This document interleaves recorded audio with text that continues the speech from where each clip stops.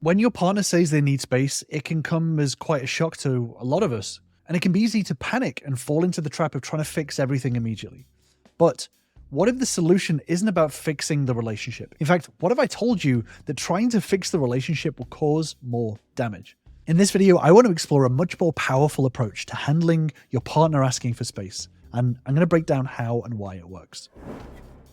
You know, when your partner says to you that they need space, it can feel like the world is crashing down. Your mind races with a million different possibilities and questions. Is this over? What did I do wrong? How can I fix this? Can I fix this? And the thing is, most people assume that if your partner asks for space, then that basically means that it's over. But that's simply not true. However, it is a sign that something needs to change. And this is where so many people mess up. They suddenly get needy and possessive and try to smother their partner with attention, thinking that that's going to fix things. But ultimately, that exact behavior can be the thing that pushes them further away. The real key to this situation is focusing on yourself. Now, this may sound counterintuitive, selfish even, but it's actually the opposite. So let's dig in. Before we jump in with what to do, it's important to understand what not to do, as there are a lot of mistakes that you can make during this time that should be completely avoided.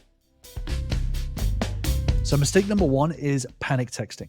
A lot of people's knee-jerk reaction might be to frantically text or call, wanting to discuss the situation and over-talk it. But this is one of the worst things that you can do. If you think about it this way, they've asked for space.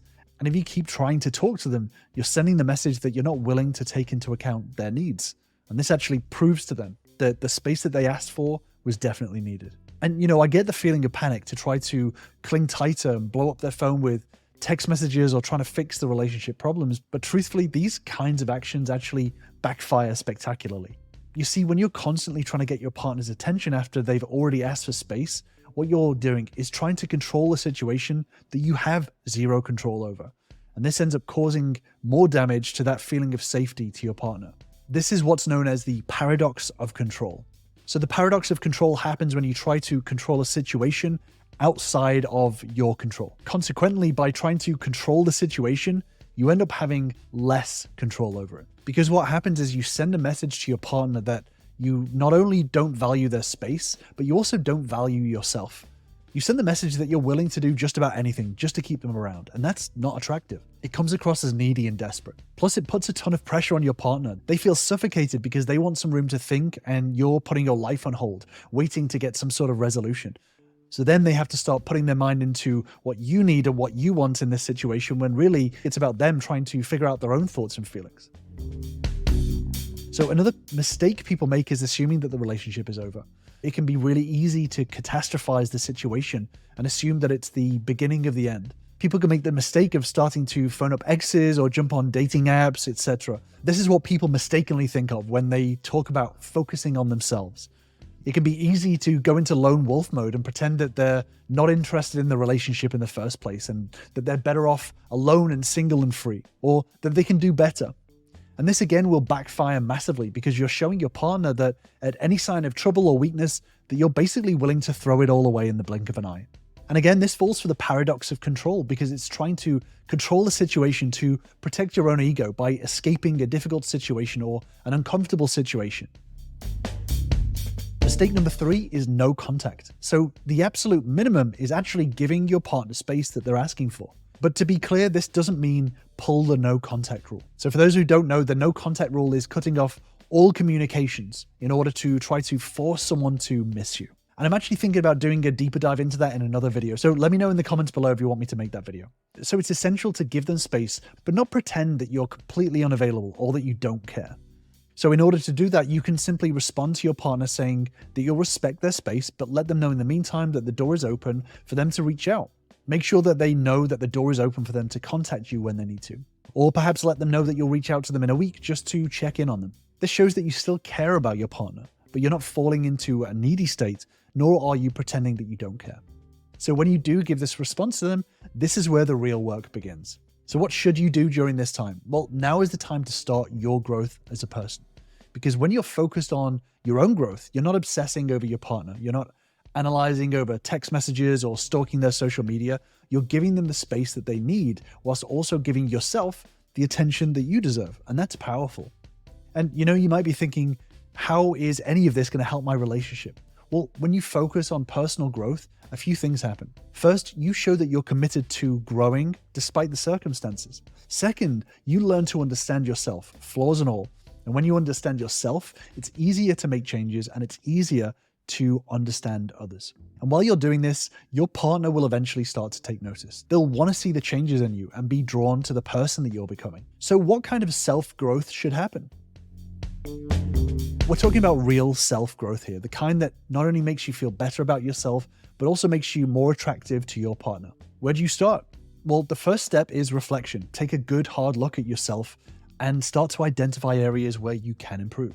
During this time, there will have likely have been some feedback from your partner that you may have not taken any real action on. Maybe it's communication skills, maybe it's emotional regulation, maybe it's just developing a more positive outlook on life. Whatever it is, now's the time to start to work on it. But don't just stop at reflection, take action. Start learning those communication skills, practicing them with friends, reading books or taking courses on emotional intelligence. Because the more you invest in yourself, the more you'll start to grow.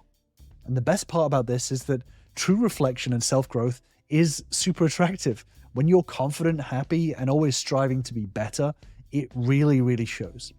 And the next time you and your partner do interact, your partner's going to take notice and start to be drawn to the new, improved you. As you focus on your self-growth, you'll start to see changes in how you interact with people and eventually your partner. And you'll be more patient, more understanding, and more attractive. And that's when things start to shift. Your partner will eventually start to see you in a new light. And the bonus of this is growing yourself can and does inspire your partner too. Being able to grow newfound confidence and the positive changes you've made will encourage your partner to want to be a part of the journey and grow with you. But here's the catch.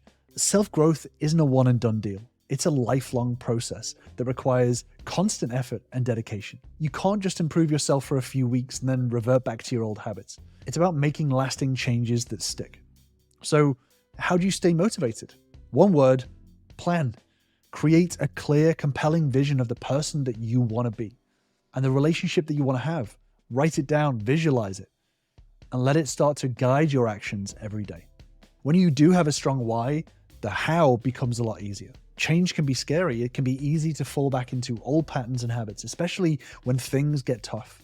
And that's why it's so important to have a support system. Surround yourself with people who encourage your growth and hold you accountable. Positive people who are supportive of you growing and not just telling you to forget about your partner or that you don't need to change.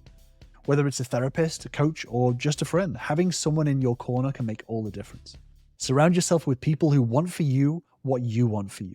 But you may be thinking, during this time, your partner wants space. How do you communicate these changes to your partner without pushing too hard or overstepping their boundaries? Before I answer that question, if you do want comprehensive tools to revamp your relationship from the ground up, then join me on my free relationship bootcamp, where I'll give you the tools you need to start turning your relationship around.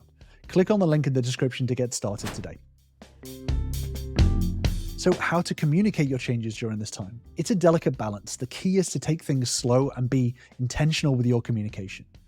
You don't want to bombard your partner with a novel-length text about all the ways you've changed. That's overwhelming and likely to push them away. Instead, start small. When your partner reaches out, respond thoughtfully and with kindness. Show them that you appreciate their message and that you're excited to talk to them. But here's the trick. End your response with an open-ended question, something that invites further conversation without putting too much pressure on them.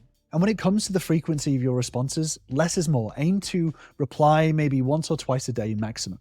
I know it can be tempting to jump on every single message immediately, but that can come across as pretty needy or desperate. So by giving your partner a little breathing room, you're showing them that you respect their space and you still have a life outside of the relationship. Now, as you start to build up rapport through texting, it's time to take things to the next level. Suggest maybe a phone call or even a face-to-face meeting. This is your chance to really showcase the changes that you've made and have a meaningful conversation.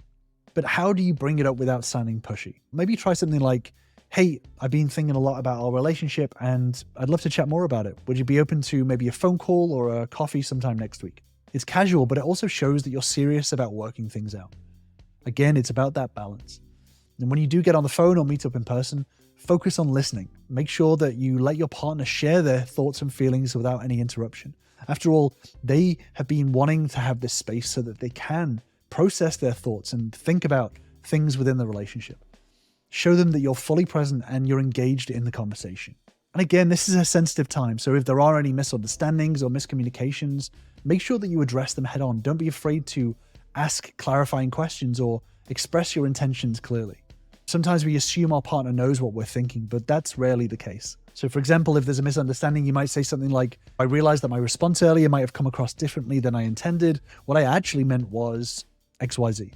By taking responsibility for any confusion and explaining yourself calmly, you're showing your partner that you're committed to clear, honest communication. But here's the most important part. Make sure that your actions align with your words. If you tell your partner that you're working on being more patient, show them that in your interactions. If you say you're trying to be a better listener, actually listen.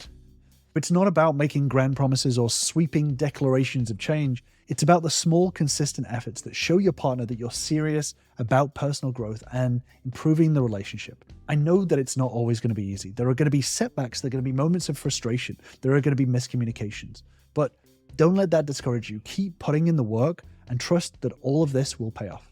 The truth is, effective communication is a skill that requires practice. You're not going to get it perfect every single time, and that's okay. What matters is that you keep trying, you keep learning, and you keep showing up for your partner and for yourself. Let's be honest, rebuilding trust and connection, it's not going to happen overnight. It's a process and it requires consistent effort. But the payoff is you get a relationship that's stronger, more resilient, and a way more fulfilling relationship than before. So how do you actually show your partner that you're committed to change? It's about the little things, the daily actions and the choices that demonstrate your dedication to the relationship. Like when you're talking to your partner and they express a concern, don't just brush it off. Really listen and validate their feelings. Show them that you're taking their perspective seriously and that you're willing to work on finding a solution together. And when there is miscommunication, old patterns, or conflicts that start to creep up, don't fall back into bad habits. Take a step back, breathe, and approach the situation with patience and understanding.